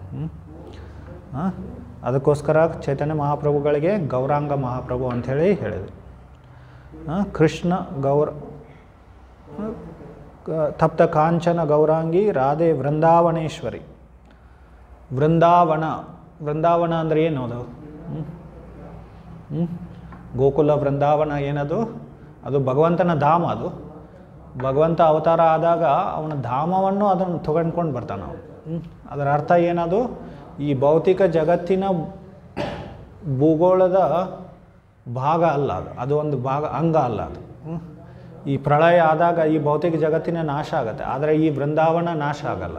ಅದು ಯಾವಾಗಲೂ ಶಾಶ್ವತ. ಅದು ನಮ್ಮ ಚರ್ಮ ಚಕ್ಷುಗಳಿಗೆ ಅದು ಅನ್ನಿಸ್ಬೋದು. ಏನಂಥೇಳಿ? ಅದೊಂದು it is a part of U P. Mathura Vrindavan ಏನು ಯು ಪಿ ರಾಜ್ಯದ ಒಂದು ಭಾಗ ಅಂಥೇಳಿ ನಾವು ಅನ್ಕೋಬೋದು. It is a district in a U P state ಅಂಥೇಳಿ, Indian state of U P, Uttar Pradesh ಅಂಥೇಳಿ ನಾವು ಅನ್ಬೋದು. ಅದು ಆದರೆ ಅದು ದಿವ್ಯ ಅಲೌಕಿಕವಾದದ್ದು. ಅದು ಭಗವಂತ ಭೌತಿಕ ಜಗತ್ತಿಗೆ ಬಂದಾಗ ಅವನು ಈ ಧಾಮವನ್ನು ತೆಗೆದುಕೊಂಡು ಬರ್ತಾನೆ. ಅದಕ್ಕೆ ವೃಂದಾವನ ಅಂಥೇಳಿ ಯಾಕೆ ಹೆಸರು? ಅದು ವೃಂದಾದೇವಿಯ ಧಾಮ. ಅದು ವೃಂದಾದೇವಿ ಅಂದರೆ ಯಾರು? ತುಳಸಿ ದೇವಿಗೆ ವೃಂದಾದೇವಿ ಅಂತ ಹೇಳ್ತಾರೆ. ತುಳಸಿಗೆ ಇನ್ನೊಂದು ಹೆಸರೇನು? ವೃಂದ ಅಂಥೇಳಿ. ಅದು ತುಳಸಿಯ ವನ ಅದು. ಆದರೆ ಒಂದು ಪುರಾಣಗಳಲ್ಲಿ ಏನು ವರ್ಣನೆ ಆಗಿದೆ? ಒಂದು ಕಥೆ, ಒಂದು ಲೀಲೆ, ಒಂದು ಇತಿಹಾಸದ ವರ್ಣನೆ ಆಗಿದೆ, ಘಟನೆ. ಏನಂಥೇಳಿ? ವೃಂದಾದೇವಿ ಅದನ್ನು ರಾಧಾರಾಣಿಯವರಿಗೆ ಏನು ಆ ವನವನ್ನು, ವೃಂದಾವನವನ್ನು ಏನು ಮಾಡಿದ್ದು? ಕೊಟ್ಟಿದ್ದು. ಅದಕ್ಕೋಸ್ಕರ ಅವಳನ್ನು ಏನು ವೃಂದಾವನದ ರಾಣಿಯಾಗಿ ಏನು ಮಾಡ್ತಾರೆ? ಸ್ಥಾಪನೆ ಮಾಡ್ತಾರೆ. ಅದಕ್ಕೋಸ್ಕರ ರಾಧಾರಾಣಿ ಹೆಸರೇನಿಲ್ಲ, ವೃಂದಾವನೇಶ್ವರಿ ಅಂತ ಹೇಳಿದೆ. ತಪ್ತ ಕಾಂಚನ ಗೌರಾಂಗಿ ರಾಧೆ ವೃಂದಾವನೇಶ್ವರಿ. ರಾಧಾ ಶಬ್ದ ಅಥವಾ ರಾಧಾ ಏನಿದೆಯಲ್ಲ, ಆ ಶಬ್ದದ ಹೆಸರೇನು? ಯಾರು ಭಗವಂತನಿಗೆ ಆರಾಧನಾ, ರಾಧಾ ಇವೆಲ್ಲ ಒಂದೇ ಧಾತುವಿನಿಂದ ಬರ್ತದೆ. ಅದರ ಅರ್ಥ ಏನಂದರೆ, ಯಾರು ಕೃಷ್ಣನಿಗೆ ಸರ್ವೋತ್ಕೃಷ್ಟ ಆರಾಧನೆಯನ್ನು ಮಾಡ್ತಾರೆ ಅವಳಿಗೆ ರಾಧಾ ಅಂತ ಹೇಳ್ತಾರೆ. ಯಾರು ಕೃಷ್ಣನಿಗೆ ಸರ್ವೋನ್ನತ ಅಥವಾ ಸರ್ವೋತ್ಕೃಷ್ಟವಾಗಿ ಆರಾಧನೆ ಮಾಡ್ತಾರಲ್ಲ ಅಥವಾ ಸೇವೆ ಮಾಡ್ತಾರಲ್ಲ ಅವರಿಗೆ ರಾಧಾ ಅಂತ ಹೇಳ್ತಾರೆ. ಅದಕ್ಕೋಸ್ಕರ ಅವಳ ಹೆಸರೇನು ರಾಧೆ ಅಂಥೇಳಿ. ಅದರ ಅರ್ಥ ಏನು? ಎಲ್ಲ ಕೃಷ್ಣ ಭಕ್ತರಲ್ಲಿ ಅವರು ಸರ್ವೋನ್ನತಳಾದವಳು. ಮತ್ತು ವೃಷಭಾನುಸುತೆ, 5000 ವರ್ಷ ಹಿಂದೆ ರಾಧಾ ಇಲ್ಲಿ ಆವಿರ್ಭಾವ ಆದಾಗ ಅಥವಾ ಅವತಾರವಾದಾಗ ಅವಳು ವೃಷಭಾನು ರಾಜನ ಮಗಳಾಗಿ ಬಂದಿದ್ದು. ವೃಷಭಾನು ರಾಜನ ಮಗಳಾಗಿ. ಹೇಗೆ ಕೃಷ್ಣನ ಜನ್ಮ ಅದು ಅಲೌಕಿಕವಾದದ್ದು, ದಿವ್ಯವಾದದ್ದು. ಕೃಷ್ಣ ಎಲ್ಲ ತನ್ನ ಚತುರ್ಭುಜ ರೂಪದಲ್ಲಿ ಮೊದಲು ದೇವಕಿಯ ಮುಂದೆ ಪ್ರತ್ಯಕ್ಷನಾಗ್ತಾನೆ, ಆಮೇಲೆ ತನ್ನ ಸಣ್ಣ ಮಗುವಾಗಿ ಅವನು ಮಾರ್ಪಾಡಾಗ್ತಾನೆ. ಹೇಗೆ ಸಾಧಾರಣ ಜೀವ ಜನ್ಮ ಪಡೀತಲ್ಲ ಆ ಥರ ಜನ್ಮ ಆಗಲ್ಲ. ನಿಮ್ಮಂಥ ನಾವು ಏನೋ ಮಲಮೂತ್ರದಿಂದ ಆವೃತವಾಗಿ ನಾವು ಜನ್ಮ ಪಡಿತೀವಿ, ಹೌದಲ್ಲ? ಅಳ್ತಾ ನಾವು ಜನ್ಮ ಪಡಿತೀವಿ. ಆದರೆ ಕೃಷ್ಣ ಎಲ್ಲ ಆಭೂಷಣಗಳಿಂದ, ಕೇಶರಾಶಿಗಳಿಂದ, ಪೀತಾಂಬರ ಧಾರಣೆ ಮಾಡಿ ಚತುರ್ಭುಜದಲ್ಲಿ ಶಂಖ ಚಕ್ರವನ್ನು ಅವನು ದೇವಕಿಯೇ ಮತ್ತು ವಸುದೇವನ ಮುಂದೆ ಕಂಸನ ಕಾರಾಗೃಹದಲ್ಲಿ ಏನು ಅವನು ಪ್ರತ್ಯಕ್ಷನಾಗ್ತಾನೆ. ಆಮೇಲೆ ಸಣ್ಣ ಮಗುವಾಗಿ ಮಾರ್ಪಾಡವಾಗ್ತಾನೆ ಅವನು. ಸೊ ಅದೇ ಥರ ಶ್ರೀಮತಿ ರಾಧಾರಾಣಿಯ ಜನ್ಮವು ಏನು ದಿವ್ಯ ಮತ್ತು ಅಲೌಕಿಕವಾದದ್ದು. ಸೊ ಅವಳು ಒಂದು ನದಿಯ ಕಮಲದ ಪುಷ್ಪದಲ್ಲಿ ಅವಳು ಅವತರಿಸ್ತಾಳೆ. ಅದು ಆವಾಗ ಆ ವೃಷಭಾನು ರಾಜನಿಗೆ ಅಲ್ಲಿ ಒಂದು ಮಗು ಇದೆ ಅಂಥೇಳಿ ಗೊತ್ತಾಗುತ್ತೆ. ಅದನ್ನು ಅವನು ವೃಷಭಾನು, ಅವನ ಹೆಂಡತಿ ಹೆಸರು ಕೀರ್ತಿದ ಅಂಥೇಳಿ. ಕೀರ್ತಿದ ಮತ್ತು ವೃಷಭಾನು ರಾಜನಿಗೇನು ಯಾವುದೇ ಮಕ್ಕಳಿರಲ್ಲ. ಅಲ್ಲಿ ಮಗುವನ್ನು ನೋಡಿ ಅವನಿಗೆ ತುಂಬ ಆನಂದವಾಗುತ್ತೆ. ಅವನು ಆ ಮಗುವನ್ನು ತೆಗೆದುಕೊಂಡು ಮನೆಗೆ ಹೋಗಿ ಆ ಮಗುವನ್ನು ಸಾಕ್ತಾನೆ. ಹೀಗೆ ಈ ವೃಷಭಾನು ಆಫರಿಂಗ್ ಇಸ್ ಡನ್. ಸೊ ಹೀಗೆ ಶ್ರೀಮತಿ ರಾಧಾರಾಣಿ ಈ ಭೌತಿಕ ಜಗತ್ತಿನಲ್ಲಿ ಅವಳ ಆವಿರ್ಭಾವ ಆಗುತ್ತೆ. ಸೊ ಹಾಗೆ ಹೀಗೆ ಅವಳ ಹೆಸರು ಏನಾಗುತ್ತೆ? ವೃಷಭಾನುಸುತ. ದೇವಿ ಪ್ರಣಮಾಮೆ ಹರಿಪ್ರಿಯೆ. ದೇವಿ ಪ್ರಣಮಾಮೆ ಹರಿಪ್ರಿಯೆ. ದೇವಿ ಶಬ್ದದ ಅರ್ಥನೂ ತುಂಬ ಅದರ ಅರ್ಥ ಇದೆ, ಅರ್ಥಗರ್ಭಿತವಾಗಿದೆ ಅದು. ಸೊ ಯಾರು ಉಜ್ವಲ ಕಾಂತಿ ಉಳ್ಳವರಾಗಿರ್ತಾರಲ್ಲ ಅವರಿಗೆ ದೇವ ಅಥವಾ ದೇವಿ ಅಂತ ಹೇಳ್ತಾರೆ. ಉಜ್ವಲ ಕಾಂತಿ ಉಳ್ಳವರು. ಆಮೇಲೆ ಹರಿಪ್ರಿಯೆ, ಹರಿ ಅಥವಾ ಕೃಷ್ಣನಿಗೆ ತುಂಬ ಪ್ರಿಯಳಾದವಳು ಅಂಥೇಳಿ. ಹೀಗೆ ಇಲ್ಲಿ ವರ್ಣನೆ ಆಗಿದೆ. ಸೊ ನಾವು ಇವತ್ತು ರಾಧಾಷ್ಟಮಿ, ಶ್ರೀಮತಿ ರಾಧಾರಾಣಿ ಅವರಿಗೇನು ಪ್ರಾರ್ಥನೆ ಮಾಡಬೇಕು? ನಮಗೂ ಭಕ್ತಿಯಲ್ಲಿ ಆನಂದ ಮತ್ತು ಪ್ರೇರಣೆಯನ್ನು ಕೊಡಿ ಅಂಥೇಳಿ ಪ್ರಾರ್ಥನೆ ಮಾಡಬೇಕು. ಮತ್ತು ನಮಗೆ ಆನಂದ ಸುಖ ಯಾಕೆ ಬೇಕು? ಈ ಭೌತಿಕ ಜಗತ್ತಿನಲ್ಲಿ ನಾವು ಏನಾಗ್ಬಿಡ್ತೀವಿ? ಎಲ್ಲರೂ ಪ್ರಭಾವದಲ್ಲಿದ್ದಾರೆ. ಈ ಭೌತಿಕ ಜಗತ್ತಿನಲ್ಲಿ ಕಾಮದೇವನ ಪ್ರಭಾವದಲ್ಲಿದ್ದಾರೆ. ಕಾಮದೇವನ, ಹೌದಲ್ಲ? ಎಲ್ಲರಿಗೂ ಲಸ್ಟ್, ಎಲ್ಲರಿಗೂ ಏನು ಈ ಜಗತ್ತಿನಲ್ಲಿ ಒಂದು ರೋಗ ಇದೆ, ಅದಕ್ಕೆ ಹೃದ್ರೋಗ ಅಂತ ಹೇಳ್ತಾರೆ. ಆ ಹೃದ್ರೋಗ ಏನಂದ್ರೆ, ಹೃದ್ರೋಗ ಅಂದರೆ ಏನು? ಕಾಮ ಅಂಥೇಳಿ. ಅದಕ್ಕೆ ಹೃದ್ರೋಗ ಅಂತ ಹೇಳ್ತೀವಿ ನಾವು. ಅದರ ಹೃದಯದಲ್ಲಿ ಎಲ್ಲರಲ್ಲಿಯೂ ಆ ರೋಗ ಇದೆ. ಎಲ್ಲರೂ ಆ ಹೃದಯದಿಂದ ಅದರಿಂದ ಪೀಡಿತರಾಗಿದ್ದಾರೆ. ಸೊ ಅದಕ್ಕೋಸ್ಕರ ನಾವು ಏನು ಪ್ರಾರ್ಥನೆ ಮಾಡಬೇಕು? ನಮಗೆ ಈ ಹೃದ್ರೋಗದಿಂದ ಮುಕ್ತರನ್ನಾಗಿ ಮಾಡಿ ನಮಗೆ ಭಕ್ತಿಯಲ್ಲಿ ಆನಂದ ಕೊಡಿ ಅಂತ ಹೇಳ್ತಾರೆ. ಭಕ್ತಿಯಲ್ಲಿ ಆನಂದ ಯಾಕೆ ಬೇಕು ನಮಗೆ? ನಾವು ಭಕ್ತಿ ಅಥವಾ ಆಧ್ಯಾತ್ಮಿಕ ಜೀವನದಲ್ಲಿ ಮುಂದುವರಿಬೇಕಂದ್ರೆ ನಮಗೆ ಅದರಲ್ಲಿ ಆನಂದ ಬೇಕಾಗುತ್ತೆ. ಮತ್ತು ಅದು ಆನಂದ ಅದು ಯಾಕಂದರೆ ಭಕ್ತಿನೂ ಅದು ಶ್ರೀಮತಿ ರಾಧಾರಾಣಿಯ ಒಂದು ಶಕ್ತಿ. ಅದು ಭಕ್ತಿ ದೇವಿ ಅಥವಾ ಅದರ ಶ್ರೀಮತಿ ರಾಧಾರಾಣಿಯ ಒಂದು ವಿಸ್ತಾರ ಅದು. ಭಕ್ತಿ ದೇವಿಯಾಗಿ ಅವಳು ವಿಸ್ತಾರವಾಗ್ತಾಳೆ ಅವಳು. ಯಾಕಂದರೆ ಕೃಷ್ಣನಿಗೆ ಭಕ್ತಿ ಸೇವೆ ಮಾಡೋರಂದರೆ ಶ್ರೀಮತಿ ರಾಧಾರಾಣಿನೇ. ಅವಳು ಬಿಟ್ಟು ಯಾರೂ ಭಕ್ತಿ ಸೇವೆ ಮಾಡಲಿಕ್ಕಾಗಲ್ಲ ಕೃಷ್ಣನಿಗೆ. ಸೊ ನಾವೆಲ್ಲರಿಗೂ ನಾವು ಸೇವೆಯಲ್ಲಿ ತೊಡಗಬೇಕಂದ್ರೆ ನಮಗೆ ಶ್ರೀಮತಿ ರಾಧಾರಾಣಿಯ ಕೃಪೆ ಬೇಕು. ಅವಳಷ್ಟೇ ಕೃಷ್ಣನನ್ನು ಸೇವೆ ಸಲ್ಲಿಸ್ಬೋದು, ಬೇರೆ ಯಾರೂ ಕೃಷ್ಣನಿಗೆ ಸೇವೆ ಸಲ್ಲಿಸಲಿಕ್ಕೆ ಸಾಧ್ಯ ಇಲ್ಲ. ಸೊ ನಾವು ಏನಾದರೂ ಸೇವೆ ಸಲ್ಲಿಸ್ಬೇಕಂದ್ರೆ ಅದು ಶ್ರೀಮತಿ ರಾಧಾರಾಣಿಯ ಕೃಪೆಯಿಂದ ಅಷ್ಟೇ.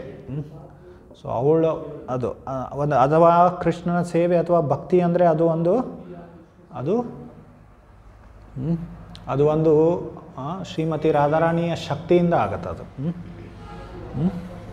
ಸೊ ಅದಕ್ಕೆ ಸ್ವರೂಪ ಶಕ್ತಿ ಅಥವಾ ಭಕ್ತಿ ಶಕ್ತಿ ಅಂತ ಹೇಳ್ತೀವಿ ನಾವು.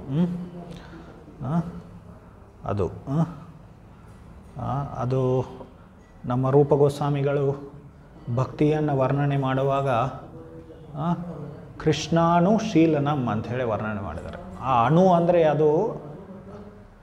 ಅದಕ್ಕೆ ಸ್ವರೂಪ ಶಕ್ತಿ ಅಥವಾ ಭಕ್ತಿ ಶಕ್ತಿ ಅಂತ ಹೇಳ್ತಾರೆ. ಅದೇ ಶ್ರೀಮತಿ ರಾಧಾರಾಣಿ ಅದು. ಸೊ ಶೀಲನಂ ಕೃಷ್ಣಾನುಶೀಲನಂ, ಅದರ ಮಧ್ಯದಲ್ಲಿ ಅಣು ಶಬ್ದ ಬರುತ್ತದೆ. ಸೊ ಶೀಲನಂ ಅಂದರೆ ನಮ್ಮ ಮನಸ್ಸು ಮತ್ತು ದೇಹ ವಾಣಿಯಿಂದ ನಾವು ಏನು ಕೆಲಸಗಳನ್ನು ಮಾಡ್ತೀವಲ್ಲ ಅದನ್ನು ಕೃಷ್ಣನಿಗೆ ಜೋಡಿಸೋದು ಆ ಅಣು ಶಬ್ದ ನಮ್ಮ ಮಧ್ಯದಲ್ಲಿ ಶಬ್ದ ಬರುತ್ತೆ. ಅದನ್ನು ಜೋಡಿಸೋರು ಯಾರೋ ಶ್ರೀಮತಿ ರಾಧಾರಾಣಿ ಅಂಥೇಳಿ. ಸೊ ಹೀಗೆ ನಾವು ಏನು ಮಾಡ್ತೀವಿ, ಅದು ಅವಳ ಭಕ್ತಿ ಸೇವೆ, ಅದು ಎಲ್ಲ ಅವಳ ಶಕ್ತಿಯಿಂದ ಕೃಪೆಯಿಂದ ಆಗತ್ತದು. ಅದಕ್ಕೋಸ್ಕರ ನಾವು ಅವಳಿಗೆ ಪ್ರಾರ್ಥನೆ ಮಾಡ್ತೀವಿ. ಸಾಮಾನ್ಯವಾಗಿ ನಾವು ಭಗವಂತನ ನಾಮವನ್ನು ಉಚ್ಚಾರಣೆ ಮಾಡುವಾಗ ಮೊದಲು ಏನು ಮಾಡ್ತೀವಿ, ಅಂತರಂಗ ಶಕ್ತಿ, ಭಗವಂತನ ಅಂತರಂಗ ಶಕ್ತಿ ಶ್ರೀಮತಿ ರಾಧಾರಾಣಿ, ಸೀತಾ, ಲಕ್ಷ್ಮಿ ಅವರ ಹೆಸರನ್ನು ತೊಗೋತೀವಿ ನಾವು. ಲಕ್ಷ್ಮೀ ನಾರಾಯಣ ಅಂತ ಹೇಳ್ತೀವಿ, ಹೌದಲ್ಲ? ನಾರಾಯಣ ಲಕ್ಷ್ಮಿ ಅಂತೀವ ಇಲ್ಲ, ಅಥವಾ ರಾಮ ಸೀತಾ ಅಂತೀವ ಇಲ್ಲ, ಸೀತಾರಾಮ ಅಂತ ಹೇಳ್ತೀವಿ ನಾವು. ಮೊದಲು ಸೀತಾ ಹೆಸರು ಬರುತ್ತೆ. ಈಗ ಹರೇ ಕೃಷ್ಣ ಅಂತೀವಲ್ಲ ನಾವು, ರಾಧಾಕೃಷ್ಣ ಅಂತೀವಿ ಅಥವಾ ಹರೇ ಕೃಷ್ಣ ಅಂತೇಳಿ. ಈ ಹರೇ ಕೃಷ್ಣ ಮಂತ್ರದಲ್ಲಿ ಹರೇ ಅಂದರೆ ಯಾರು, ಅದು ಶ್ರೀಮತಿ ರಾಧಾರಾಣಿ ಅದು.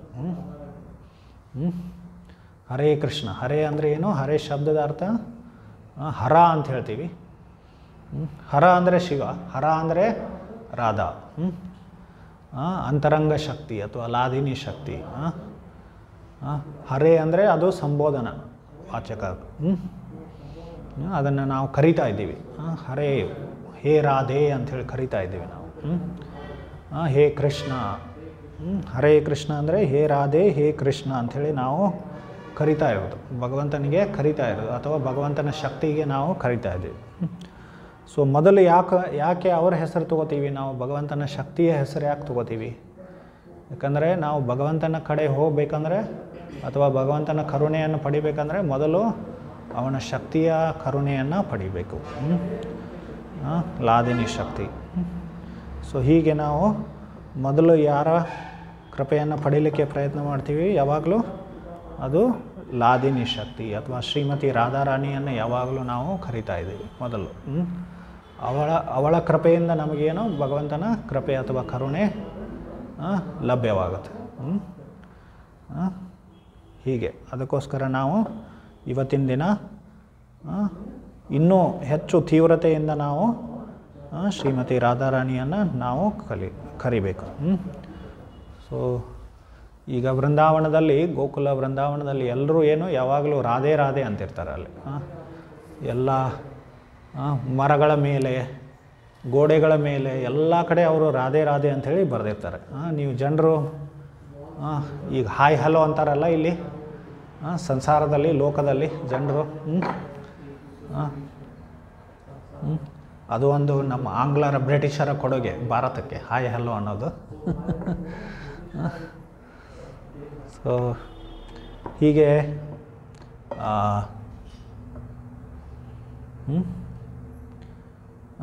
ಏನು ಅಲ್ಲಿ ಎಲ್ಲರೂ ಏನು ಎಲ್ಲರನ್ನ ಹೇಗೆ ವಿಶ್ ಮಾಡ್ತಾರೆ, ಅವರು ರಾಧೆ ರಾಧೆ ಅಂಥೇಳಿ ವಿಶ್ ಮಾಡ್ತಾರೆ.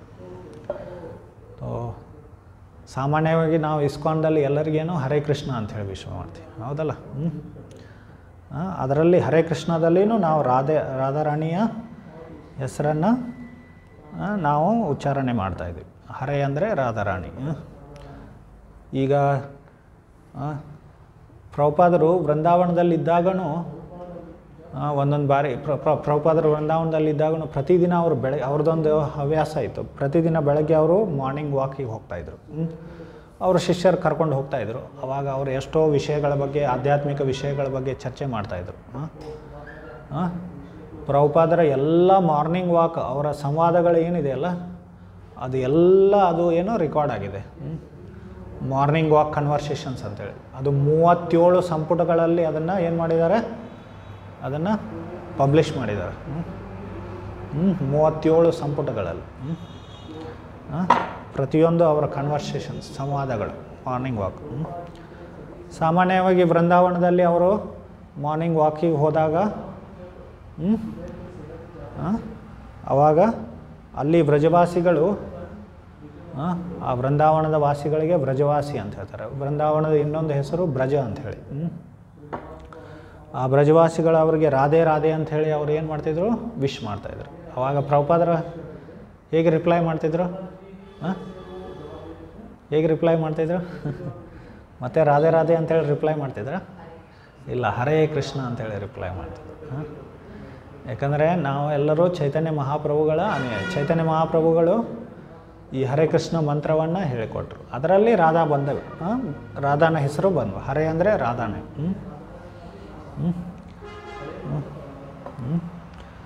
ಸೊ ಚೈತನ್ಯ ಮಹಾಪ್ರಭು ರಾಧೆ ರಾಧೆ ಮೂಮೆಂಟ್ ಸ್ಟಾರ್ಟ್ ಮಾಡಲಿಲ್ಲ.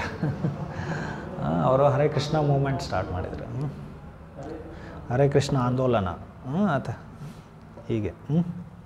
ಎನಿವೆ, ಇವತ್ತು ನಾವು ಇನ್ನೂ ತೀವ್ರತೆಯಿಂದ ಶ್ರೀಮತಿ ರಾಧಾರಾಣಿ ಅವರಿಗೆ ಕರಿಬೇಕು ಈ ಹರೇ ಕೃಷ್ಣ ಮಂತ್ರದ ಮೂಲಕ. Hare Krishna Krishna Krishna Hare Hare, Hare Rama Rama Rama Hare Hare. You are ready?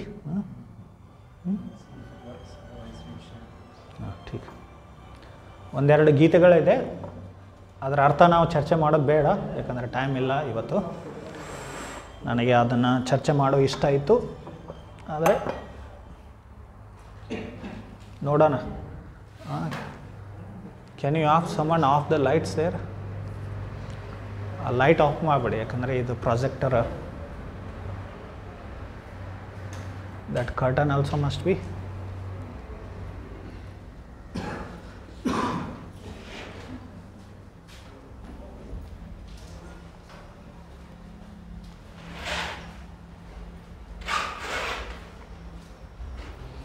ಅದು ಹಿಂದ್ಗಡೆದು ಇರಲಿ ಬಿಡಿ, ಈ ಕಡೆ ಇದೆ. Okay, I think it should be visible.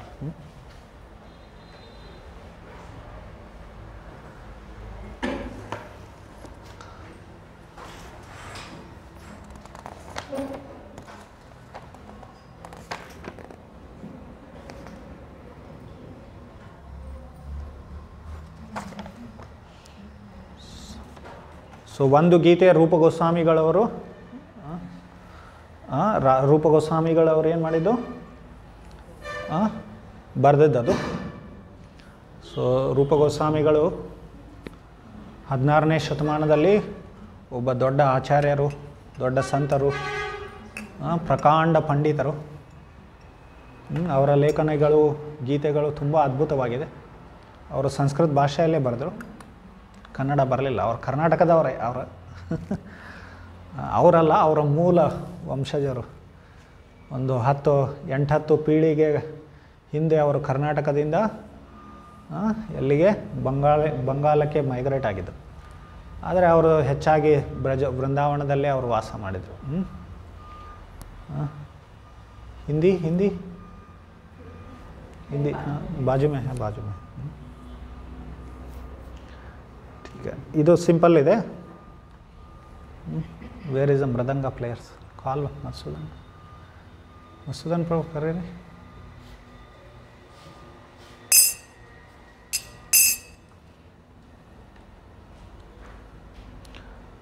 हम लोग शुरू कर देंगे. हाँ, राधे जय जय माधव दयिते, राधे जय जय माधव दयिते, राधे जय जय माधव दयिते राधे जय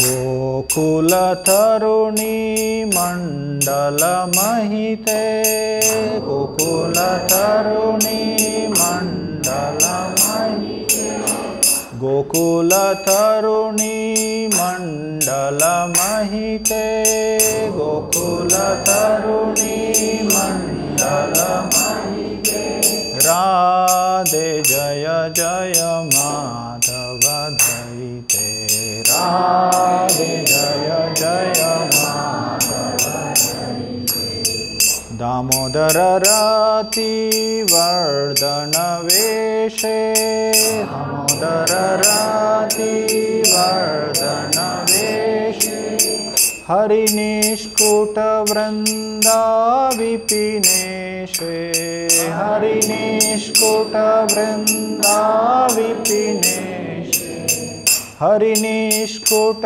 वृंदा विपिनेशे हरिनिष्कुट वृंदा विपिनेशे राधे जय जय माधव दयिते राधे जय जय माधव दयिते वृषभानुदधि नव शशिलेखे वृषभानुदधि नव शशिलेखे वृषभानुदधि नव शशिलेखे वृषभानुदधि ललिता सखी गुणरमित विशाखे ललिता सखी गुणरमित विशाखे ललिता सखी गुणरमित विशाखे ललिता सखी गुणरमित विशाखे राधे जय जय माधव दयिते राधे जय जय करुणां कुरु महि करुणा भरिते करुणां कुरु महि करुणा भरिते करुणां कुरु महि करुणा भरिते करुणां कुरु महि करुणा भरिते सनक सनातन वर्णित चरिते सनक सनातन वर्णित चरिते सनक सनातन वर्णित चरिते सनक सनातन वर्णित चरिते राधे जय जय माधव दयिते राधे जय जय राधे जय जय माधव दयिते राधे जय जय ಇದು ಎರಡನೇದು ಕೃಷ್ಣದಾಸ್ ಕವಿರಾಜ್ ಗೋಸ್ವಾಮಿ ಅಂಥೇಳಿ ಇನ್ನೊಬ್ಬರು ಆಚಾರ್ಯರಿದ್ದರು ಅವರು ಇದನ್ನು ರಚನೆ ಮಾಡಿದ್ದಾರೆ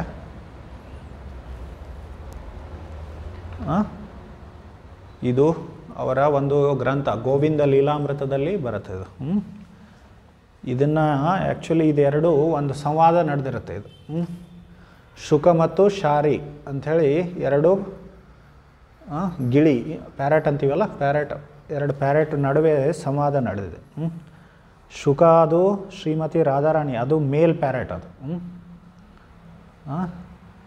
ಅದು ಶ್ರೀಮತಿ ರಾಧಾರಾಣಿಯ ಅದು ಗಿಳಿ ಅದು ಮತ್ತು ಶಾರಿ ಅದು ಫಿಮೇಲು ಪ್ಯಾರೆಟ್ ಅದು ಕೃಷ್ಣನ ಗಿಳಿ ಅದು ಅವೆರಡು ಏನೋ ವಾದ ಮಾಡ್ತಿರ್ತಾವೆ ಒಬ್ರಿಗೊಬ್ಬರು ಶಾರಿ ಏನೋ ಕೃಷ್ಣನಿಗೆ ಹೊಗಳತ್ತೆ ಮತ್ತು ಶುಕ ಏನೋ ಶ್ರೀಮತಿ ರಾಧಾರಾಣಿಗೆ ಹೊಗಳತ್ತೆ ಅದು ಅವರಿಬ್ಬರ ನಡುವೆ ವಾದ ವಿವಾದ ನಡೀತಾ ಇರ್ತದೆ ಶುಕ ಮತ್ತು ಶಾರಿ ನಡುವೆ ಇದು ಶುಕ ಆ ಶುಕನೇ ಶ್ರೀಮತಿ ರಾಧಾರಾಣಿ ಗಿಳಿ ಏನಿದೆಯಲ್ಲ ಅದು ಶುಕ ಮುನಿಗಳಾಗಿ ಶುಕದೇವ್ ಗೋಸ್ವಾಮಿಯಾಗಿ ಬಂದು ಶ್ರೀಮದ್ ಭಾಗವತವನ್ನು ಹೇಳಿದ್ದು ಪರೀಕ್ಷಿತನಿಗೆ ಭಾಗವತ ಪುರಾಣ ಕುಂಕುಮಾಕ್ತಕಾಂಚನಾಬ್ಜ ಗರ್ವಹಾರಿ ಗೌರವ ಈತನಾಂಚತ್. ಒಂದೊಂದು ಲೈನೇ ಹಾಡೋಣ, ಯಾಕಂದರೆ ಕಷ್ಟ ಆಗತ್ತದ. ಕಾಣಿಸ್ತಾ ಇದೆ ಅಲ್ಲ ಎಲ್ಲರಿಗೂ ಈ ಕಡೆ? ಕುಂಕುಮಾಕ್ತಕಾಂಚನಾಬ್ಜ ಗರ್ವಹಾರಿ ಗೌರವ ಕುಮಾಕ್ತಕಾಂಚನಾಬ್ಜ ಗರ್ವಹಾರಿ ಗೌರವ ಈತನಾಂಚಿತಾಬ್ಜಗಂಧ ಕೀರ್ತಿ ನಿಂದಿ ಸೌರಭ ಈತನಾಂಚಿತಾಬ್ಜಗಂಧ ಕೀರ್ತಿ ನಿಂದಿ ಸೌರಭ ಈತನಾಂಚಿತಾಬ್ಜಗಂಧ ಕೀರ್ತಿ ನಿಂದಿ ಸೌರಭ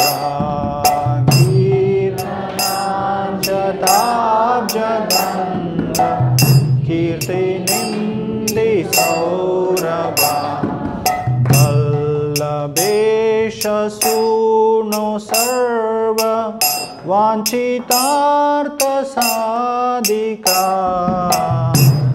ಲಭೇಶ ಸೂನು ಸರ್ವ ವಾಂಛಿತಾರ್ಥ ಸಾಧಿಕಾ ಮಯ್ಯಮಾತ್ಮ ಪಾದ ಪದ್ಮ ದಾಸ್ಯಧಾಸ್ತು ರಾಧಿಕಾ ಮಯ್ಯಮಾತ್ಮ ಪಾದ ಪದ್ಮ ದಾಸ್ಯಧಾಸ್ತು ರಾಧಿಕಾ ಗೌರವಿಂದ ಕಾಂತಿ ನಿಂದಿ ಚಿತ್ರಪಟ್ಟ ಶಾಟಿಕಾ ಗೌರವಿಂದ ಕಾಂತಿ ನಿಂದಿ ಚಿತ್ರಪಟ್ಟ ಶಾಟಿಕಾ ಕೃಷ್ಣ ಮತ್ತ ಭೃಂಗ ಕೇಲಿ ಪುಷ್ಪ ಫುಲ್ಲ ಪುಷ್ಪವಾಟಿಕಾ ಕೃಷ್ಣ ಮತ್ತ ಭೃಂಗ ಕೇಲಿ ಫುಲ್ಲ ಪುಷ್ಪವಾಟಿಕಾ ಕೃಷ್ಣ ನಿತ್ಯ ಸಂಗಮಾರ್ಥ ಪದ್ಮಬಂಧು ರಾಧಿಕಾ ಕೃಷ್ಣ ನಿತ್ಯ ಸಂಗಮಾರ್ಥ ಪದ್ಮಬಂಧು ರಾಧಿಕಾ ಮಯ್ಯಮಾತ್ಮ ಪಾದ ಪದ್ಮ ದಾಸ್ಯಧಾಸ್ತು ರಾಧಿಕಾ ಮಯ್ಯಮಾತ್ಮ ಪಾದ ಪದ್ಮ ದಾಸ್ಯಧಾಸ್ತು ರಾಧಿಕಾ ಸೌಕುಮಾರ್ಯ ಸೃಷ್ಟಪಲ್ಲ ವಾಲಿಕೀರ್ತಿ ನಿಗ್ರಹ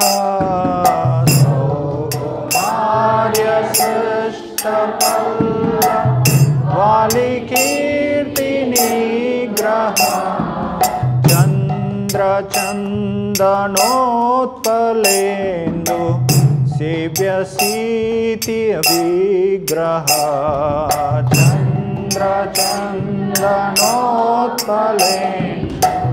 ಸೇವ್ಯ ಶೀತ ವಿಗ್ರಹ ಸ್ವಾಭಿಮರ್ಷ ಬಲ್ಲವೀಶ ಕಾಮತಾಪಬಾಧಿಕಾ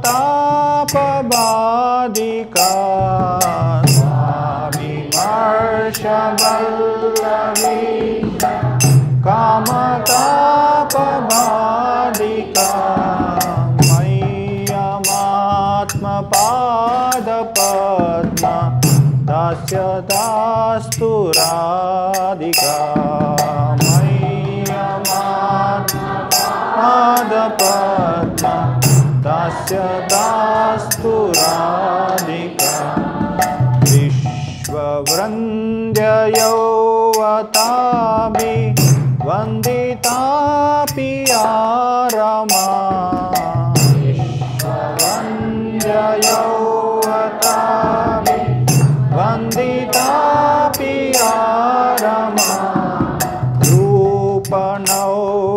यौवनादि सम्पदानयत्समा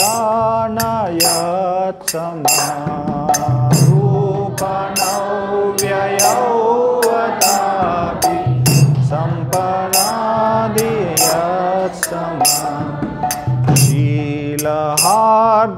शीलहार्दलीलया च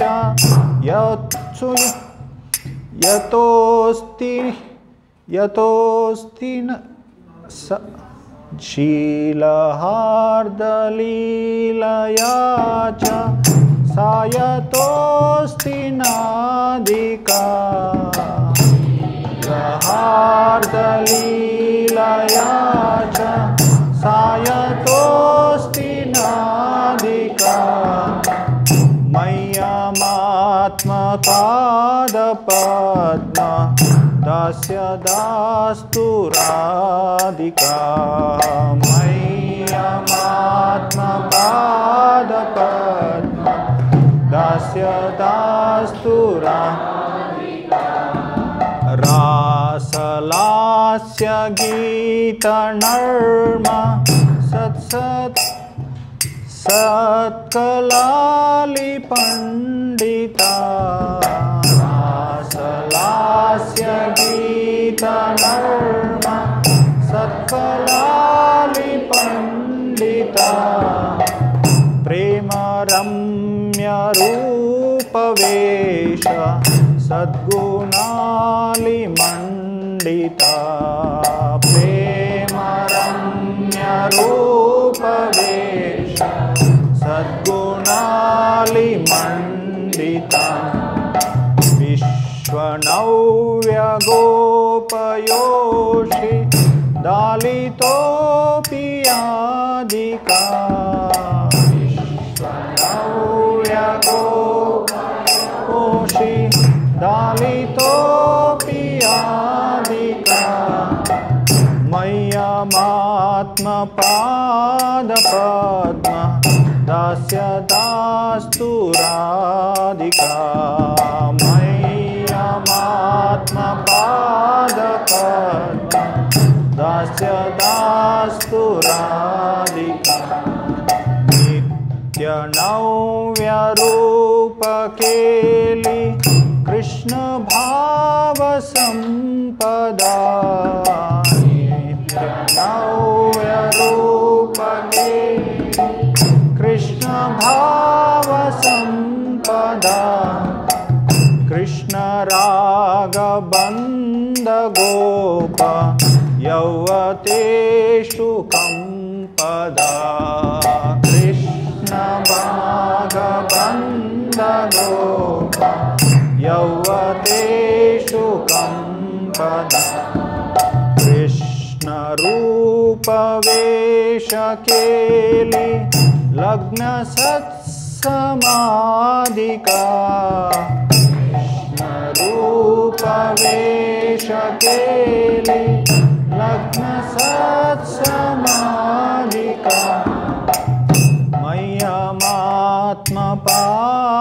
मय्यमात्मपादपद्मा दास्य दास्तु राधिका मय्यमात्मपादपद्मा दास्य दास्तु राधिका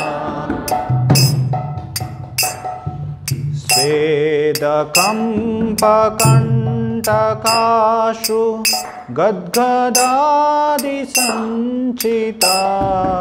स्वेदकम्पकण्टकाशु गद्गदादिसञ्चिता मर्षहर्षवामतादि भावभूषिणाञ्चिता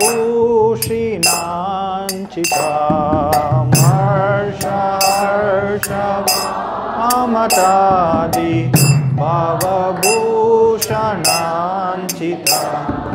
कृष्णनेत्रतोषिरत्न मण्डनालिदादिका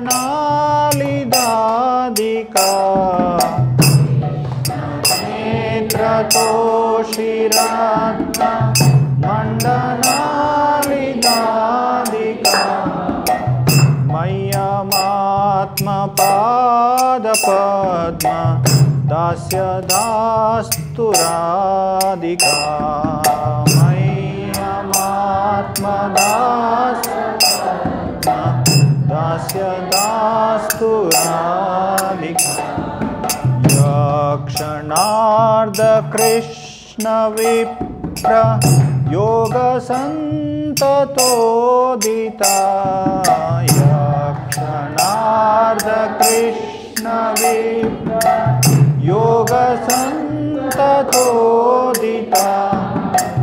नेकदैन्य चापलादि भाववृन्द मोदिता नेकदैन्य चापलादि भाववृन्द मोदिता यत्नलब्ध कृष्ण संग निर्गताखिलादिका यत्नलब्ध कृष्ण संग निर्गताखिलादिका मह्यमात्मपादपद्मा दास्य दास्तु राधिका मह्यमात्मपादपद्मा दास्य दास्तु राधिका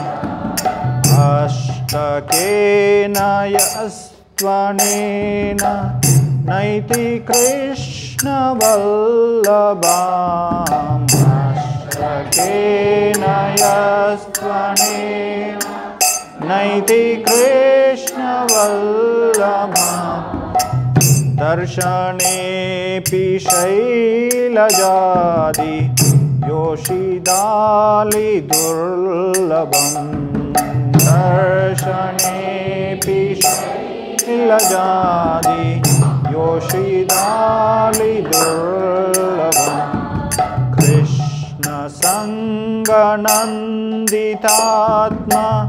दास्यसि दुभाजनम् कृष्णनन्दितात्मा दास्यसि दुभाजनम् तं करोति नन्दितालि सञ्चयाशु साजनम् तं करोति नन्दितालि सञ्जयाशु साजनम्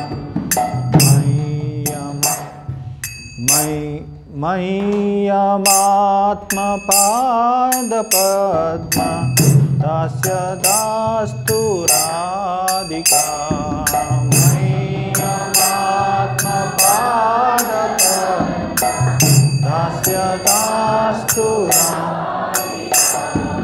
मह्यमात्मपादपद्मा दास्य दास्तु राधिका मह्यमात्मपादपद्मा दास्य दास्तु राधिका. ಸೊ ಇದರ ಅರ್ಥ ಈಗ ಚರ್ಚೆ ಮಾಡೋದು ಕಷ್ಟ, ಟೈಮ್ ಇಲ್ಲ. ಆದರೆ ಈ ಕೊನೆಯ ಲೈನ್ ಇದೆ ಅಲ್ಲ, ಪ್ರತಿ ಪದ್ಯದ ಕೊನೆಯ ಲೈನ್ ಏನಿದೆ? ಮಯ್ಯಮಾತ್ಮ ಪಾದಪದ್ಮ ದಾಸ್ಯ ದಾಸ್ತು ರಾಧಿಕ. ತಿಳಿತಾ ಏನಂತ ಹೇಳಿ ಅದರ ಅರ್ಥ? ಹೇ ರಾಧಿಕಾ, ನನ್ನ ಆತ್ಮವನ್ನು ನಿನ್ನ ಚರಣಗಳಿಗೆ ನಾನು ಸೇವೆಯಲ್ಲಿ ತೊಡಗಿಸ್ತೀನಿ, ನಿನ್ನ ಚರಣಗಳ ಪಾದಪದ್ಮಗಳ ಸೇವೆಯಲ್ಲಿ ತೊಡಗಿಸ್ತೀನಿ ಅಂಥೇಳಿ ಅವರು ಪ್ರಾರ್ಥನೆ ಮಾಡ್ತಾರೆ. ಅದನ್ನೊಂದು ತಿಳ್ಕೊಂಬಿಟ್ರೆ ಸಾಕು, ಸಾರ. तो यहाँ पर वो बोल रहे लास्ट लाइन में हर एक पद, ये जो स्टंजा है उसके अंत में मह्यमात्म पाद पद्म दास्य दास्तु राधिका खेर, मैं अपने आप को आपके पद चरण के, हे राधिका आपके चरण कमल के सेवा में लगाऊंगा, ऐसे अथवा लगाइए, ऐसे प्रार्थना कर. ठीक है. हरे कृष्णा. अभी आरती होगा, कीर्तन और प्रसादम.